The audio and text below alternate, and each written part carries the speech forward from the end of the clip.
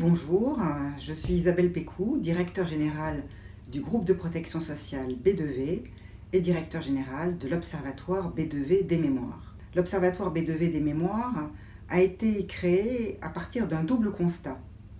Le premier, c'est que la mémoire est une thématique qui intéresse tous les âges.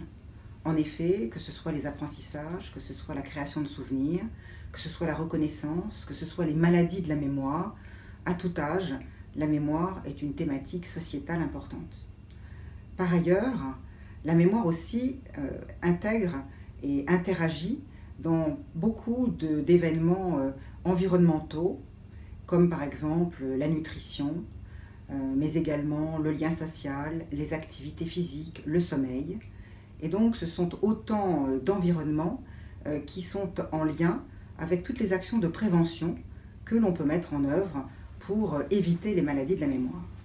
Donc à partir de ce premier constat, nous avons fait un second constat qui portait lui sur le fait que la science et la recherche étaient souvent très cloisonnées, et en particulier dans ce domaine, et que les sciences fondamentales et les sciences humaines travaillaient relativement peu ensemble. Et nous étions convaincus de l'importance et de la richesse d'un travail commun de ces différents scientifiques sur cette thématique. Donc nous avons créé cet observatoire B2V des mémoires en 2013 autour d'un conseil scientifique formé d'experts de renom, à la fois dans les neurosciences, mais également dans le domaine des sciences humaines, philosophes, historiens ou spécialistes de l'informatique, avec une double mission: promouvoir la recherche interdisciplinaire sur la mémoire et faciliter la vulgarisation des connaissances pour assurer la prévention des maladies de la mémoire. Alors dans le cadre des actions de cet observatoire B2V des mémoires, nous avons tous les 2 ans l'organisation de la Semaine de la mémoire. Cette année, cette Semaine de la mémoire va se dérouler à Montpellier du 17 au 21 septembre prochain. Cette Semaine de la mémoire a pour objectif de rapprocher les scientifiques et tous les experts qui travaillent sur la mémoire du grand public. Nous allons mettre en contact plus de 40 spécialistes et 40 experts pendant toute la semaine autour de 50 événements qui seront gratuits, proposés gratuitement et ouverts à tous.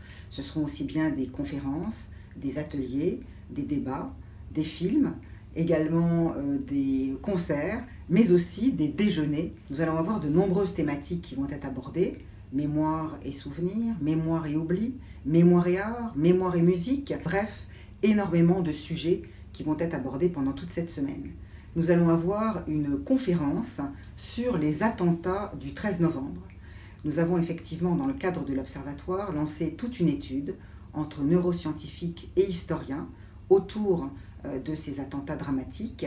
Et ces experts vont suivre des cohortes de personnes qui ont été proches de ces événements malheureux.